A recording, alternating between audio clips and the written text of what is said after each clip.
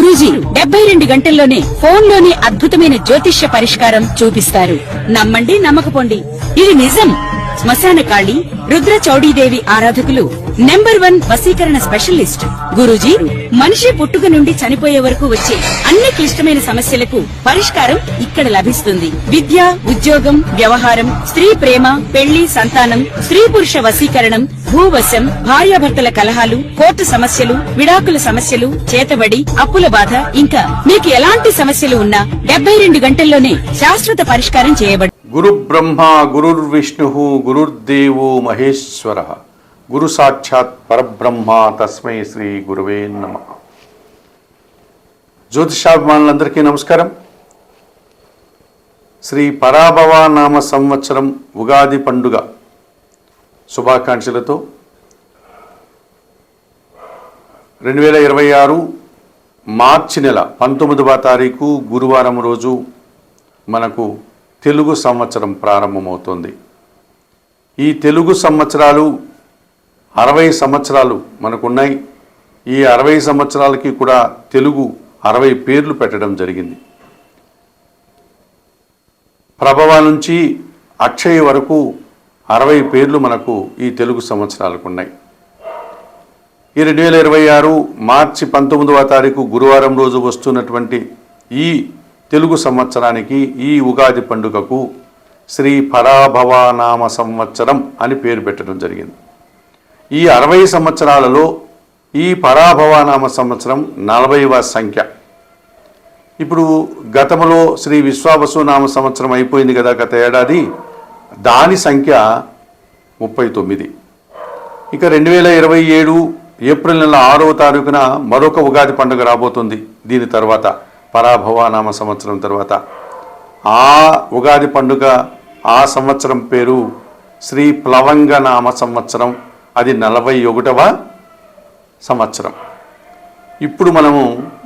ఇప్పుడు వస్తున్నటువంటి ఈ మార్చి 19వ తారీఖు వస్తున్నటువంటి ఈ ఉగాది పండుగ, ఈ తెలుగు సంవత్సరం పేరు శ్రీ పరాభవ నామ సంవత్సరం. ఈ పరాభవ నామ సంవత్సరం అన్న పదానికి అర్థం ఏంటంటే పెద్ద ఓటమి, పెద్ద అపజయము అని అర్థం. ఎవరికి అపజయము? ఇద్దరు శత్రువులు ఉన్నారనుకోండి, అందులో ఒకరు ఓటమిని పాలవుతారు. అయితే ఈ సంవత్సరము అందరూ ఓటమి పాలయ్యేటువంటి అవకాశం ఉంటుంది. రాజకీయ నాయకులు కానీ, రాజకీయ పార్టీలు కానీ, వ్యాపారవేత్తలు కానీ, మనుష్యులు కానీ, ఎవరైనా సరే ఓటమి పాలు, పరాజయం, అపజయాలు ఎక్కువ అవుతూ ఉంటాయి. ఓటమి రుచి చూడాల్సి ఉంటుంది ఈ సంవత్సరము అని దీనికి అర్థం. అయితే మన పెద్దవాళ్ళు కేవలం అటువంటి సాధారణమైనటువంటి అర్థంతో ఈ పరాభవ నామ సంవత్సరాన్ని ఆ పేరు పెట్టలేదు. మనలో ఉన్నటువంటి అంతఃశత్రువులు ఏవైతే ఉన్నాయో, కామ, క్రోధ, మోహ, మద, లోభ, మదమాశ్చర్యాలు అనేటువంటివి ఏవైతే ఉన్నాయో, ఈ 6 అరిషడ్ వర్గాలను, ఈ అంతఃశత్రువులైనటువంటి ఈ కామము, మోహము, మదము, అసూయ, క్రోధము, ద్వేషము, ఇవి ఏవైతే ఉన్నాయో వీటిని ఓడించాలి. వాటికి ఓటమి పాలు. అంటే మనిషి నిగర్విగా, నిజాయితీగా, మంచి మనిషిగా ఎదగాలి. ఈ చెడు ఓటమి పాలు కావాలి. ఈ చెడు లక్షణాలను మనం ఓడించాలి అన్నటువంటి ఒక సదుద్దేశంతో, ఒక పరమార్థాన్ని ఈ పండగ పేరుగా, ఈ సంవత్సరం పేరుగా మన పెద్దలు చెప్పడం జరిగింది. ఈ సంవత్సరం మనకు నవగ్రహాలలో దేవగురువు అయినటువంటి బృహస్పతి గురువు జూన్ నెల 2వ తారీఖు వరకు మిథున రాశిలో ఉండి, జూన్ నెల 2వ తారీఖున ఉదయం పూట 6 గంటలకంతా ఆయన కర్కాటక రాశిలోనికి ప్రవేశిస్తాడు. సో గురువు మిథున రాశి నుంచి కర్కాటక రాశిలోనికి ప్రవేశిస్తాడు. ఆ తర్వాత ఆయన కర్కాటక రాశిలోనే ఈ రాబోయే తెలుగు సంవత్సరం 2027 ఏప్రిల్ 6 వరకు ఆయన కర్కాటక రాశిలో సంచరిస్తాడు. నవంబరు, డిసెంబర్ మాసాల్లో ఆయన ముందుకు వెళ్ళి మళ్ళీ తిరిగి కర్కాటక రాశిలోనికి వస్తాడు. ఒక 2 నెలల కాలంలో ఇలాంటి చిన్న మార్పు జరుగుతుంది. అంతకుమించి గురువు జూన్ వరకు మిథున రాశిలో, జూన్ 2 తర్వాత కర్కాటక రాశిలోనే ప్రధానంగా ఆయన సంచారం ఉంటుంది. అలాగే శని భగవానుడు ఈ మకర కుంభరాశులకు అధిపతి అయినటువంటి శని భగవానుడు కర్మకారకుడు మీనరాశిలోనే ఈ సంవత్సరం అంతా ఉంటాడు. 2027 జూన్ వరకు ఆయన మీనరాశిలోనే సంచారం కొనసాగుతుంది. ఆయనలో కొత్తగా మార్పులు ఏమీ కనపడడం లేదు. ఇక కుంభరాశిలో ఉన్నటువంటి రాహువు, అలాగే సింహరాశిలో ఉన్నటువంటి కేతువు ఈ నూతన తెలుగు సంవత్సరం పరాభవనామ సంవత్సరంలో 2026 డిసెంబర్ 5 వరకు కుంభరాశిలో ఉన్నటువంటి ఈ రాహువు కుంభరాశిలో డిసెంబర్ 5 వరకు ఉండి డిసెంబర్ 5 తర్వాత ఆయన మకర రాశిలోనికి తిరోగమనం, ఆయన వెనుకకు ప్రయాణం చేస్తాడు. డిసెంబర్ 5 తర్వాత ఆయన ఈ సంవత్సరం అంతా కూడా మకర రాశిలోనే ఆయన సంచారం కొనసాగుతుంది.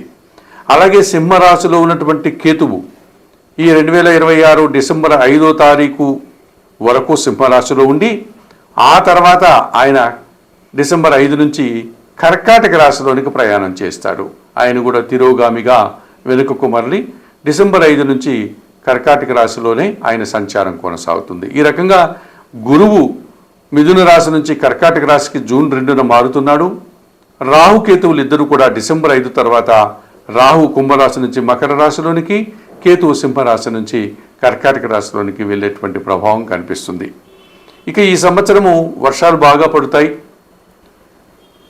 పంటలు బాగా పండుతాయి, మంచి వాతావరణం ఉంటుంది. ఇక మనం 12 రాశుల గురించి మాట్లాడుకునేటప్పుడు ముందుగా మేషరాశి వారు. ఎంతవరకు శ్రీ పరాభవనామ సంవత్సరంలో మకర రాశి వారి యొక్క సంవత్సర ఫలితాలు. ఈ మకర రాశి వారి గురించి మనం మాట్లాడుకునేటప్పుడు ఉత్తరాషాఢ నక్షత్రం 2, 3, 4 3 పాదాల వారు, శ్రవణ నక్షత్రం 1, 2, 3, 4 పాదాల వారు, ధనిష్ట నక్షత్రం 1, 2, 2 పాదాల వారు, ఈ 9 నక్షత్ర పాదాల వారిని మనం మకర రాశి వారని పిలుస్తాం. శ్రీ పరాభవనామ సంవత్సరం తెలుగు సంవత్సరం నుండి అనగా ఉగాది పండుగ నుంచి ఈ తెలుగు సంవత్సరంలో ఈ మకర రాశి వారికి ఆదాయం 2, వ్యయం 8, గౌరవం 1, అవమానం 6గా చెప్పడం జరిగింది. మరి ఈ మకర రాశి వారికి ఈ నూతన తెలుగు సంవత్సరంలో తృతీయ వ్యయాధిపతి అయినటువంటి గురువు 2026 జూను వరకు షష్టమ భావంలో కాస్త ప్రతికూల ఫలితాలను అందిస్తాడు.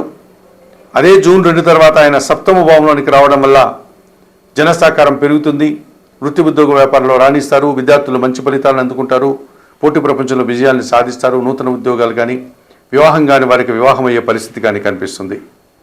ఇక జన్మరాశ్యాధిపతి ద్వితీయాధిపతి అయినటువంటి శని భగవానుడు ఈ సంవత్సరం అంతా కూడా పరాభవనామ సంవత్సరంలో తృతీయ భావంలో ఆయన మీనరాశిలో సంచరించడం వల్ల మకర రాశి వారికి అది తృతీయ భావం కావడం వల్ల శని ఈ సంవత్సరం అంతా కూడా అనుకూలిస్తున్నాడు.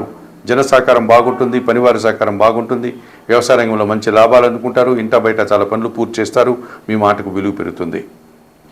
ఇక జన్మరాశి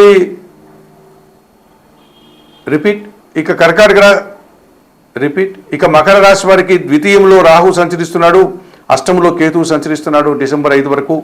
డిసెంబర్ 5 తర్వాత జన్మరాశిలో రాహు సంచరిస్తున్నాడు, సప్తమంలో కేతువు సంచరిస్తున్నాడు.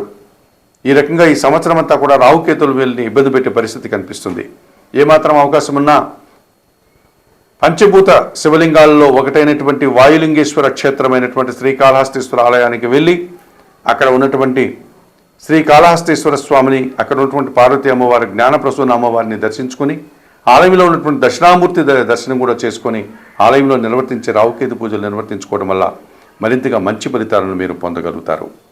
ఈ రకంగా మకర రాశి వారు మంచి ఫలితాలు పొందేటువంటి పరిస్థితి ఈ సంవత్సరం ఎక్కువగా కనిపిస్తుంది.